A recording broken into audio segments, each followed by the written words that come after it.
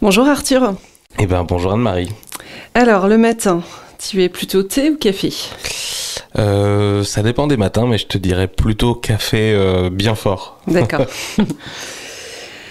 Alors, présente-toi, c'est quoi ton parcours? Alors, je m'appelle Arthur, j'ai 29 ans bientôt. J'ai un parcours un peu, pas chaotique, mais un peu en dents de scie, puisque j'étais pas du tout destiné à faire du numérique à la base. J'avais arrêté l'école assez tôt pour faire des études de cuisine, puisque je suis issu d'une famille de commerçants, artisans dans le milieu de la bouche. Et petit à petit, je voulais m'enfuir un peu de ce travail-là, qui était quand même assez dur, vu que je voyais mes parents beaucoup travailler le week-end et les matins assez tôt et les soirées. Et j'étais fan de jeux vidéo à l'époque, comme beaucoup de personnes de ma génération à l'époque où c'est arrivé. Et j'ai commencé tout seul dans ma chambre à faire du graphisme, un peu de vidéo, un peu de choses comme ça. Et du coup, j'ai quitté le milieu, on va dire, de la cuisine pour reprendre un bac. Et après me rediriger vers des études plus traditionnelles dans le milieu de l'art. Pas en France, parce que c'était compliqué d'intégrer une formation en France, puisqu'il y a beaucoup de barrières à l'entrée. Il faut faire à l'époque ça s'appelait MANA, je sais pas si c'est toujours le cas, une mise à niveau d'art appliqué. Donc en fait, et les écoles privées étaient trop chères. Du coup, je suis parti à 18 ans au Canada pendant 1 an et demi, presque 2 ans. Parce que bizarrement ça coûtait moins cher pour mes parents de m'amener au Canada, avec le logement, l'école, etc. Et il n'y avait pas de frein à l'entrée, on pouvait rentrer dans cette école-là un petit peu comme on voulait, sans forcément avoir de diplôme spécifique ou de formation spécifique. Donc voilà, donc j'ai fait ça, et après voilà, j'ai enchaîné les différentes formations, et petit à petit et même naturellement je me suis dirigé vers le design au sein du marketing, au sein des équipes marketing, et maintenant un peu plus à mon compte. Voilà. Ok.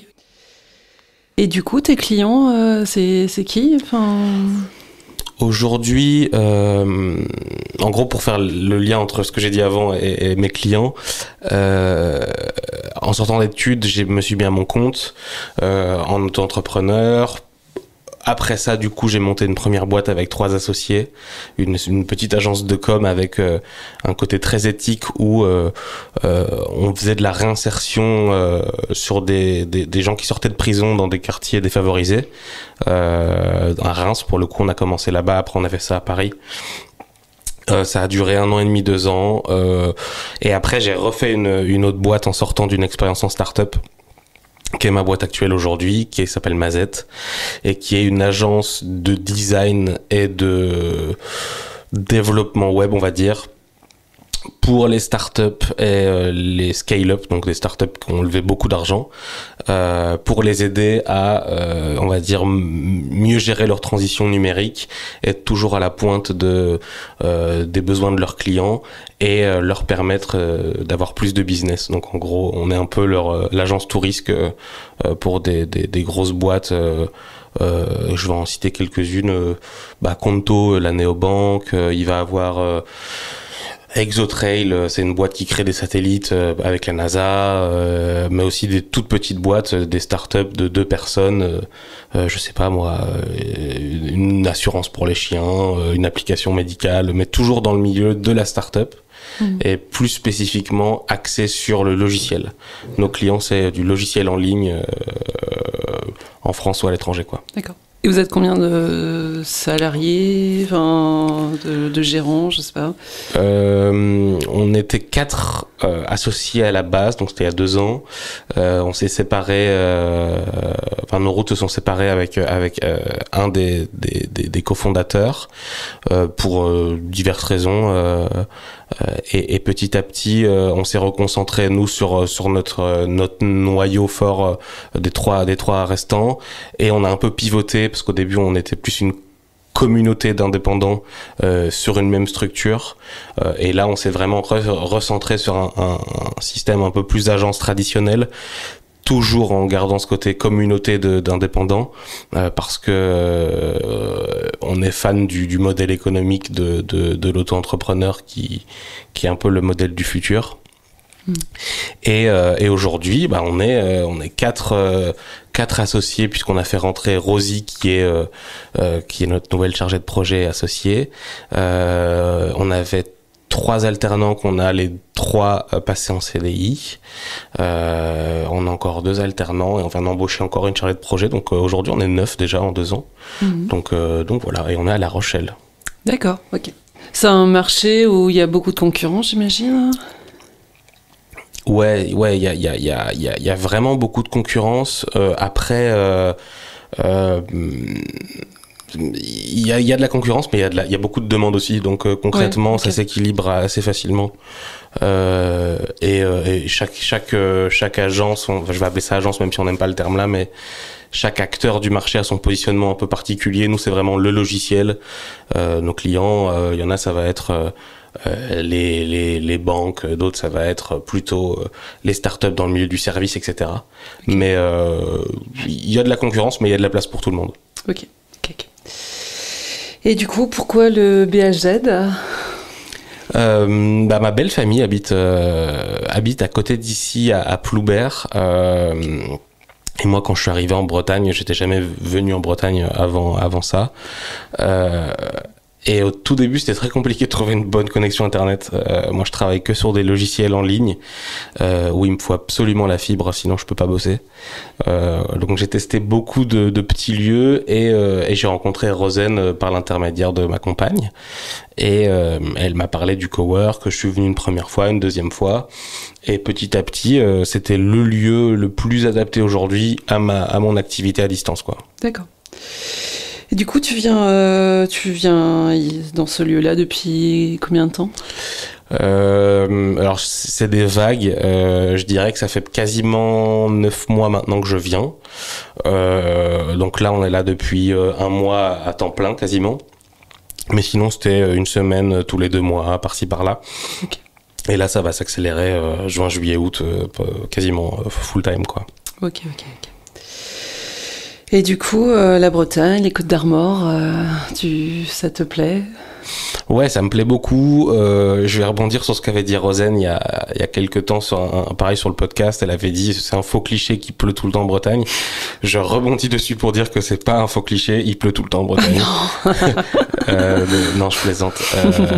Non, j'aime bien. Après, moi, je viens de La Rochelle. Du coup, c'est totalement différent. Je dirais qu'il fait meilleur en termes de température à La Rochelle, mais en termes de beauté de paysage, la Bretagne... oui. De toute façon, on vient pas en Bretagne pour le climat, c'est plus pour la douceur de vie, pour les paysages. Ouais, c'est ça, c'est que quand on sort du travail ici, du cowork, rien que le fait d'aller longer la côte ou d'aller boire un verre au bord de la plage, c'est déjà impressionnant. Donc, ouais, j'aime beaucoup, franchement, surtout à cette période-là, c'est assez agréable.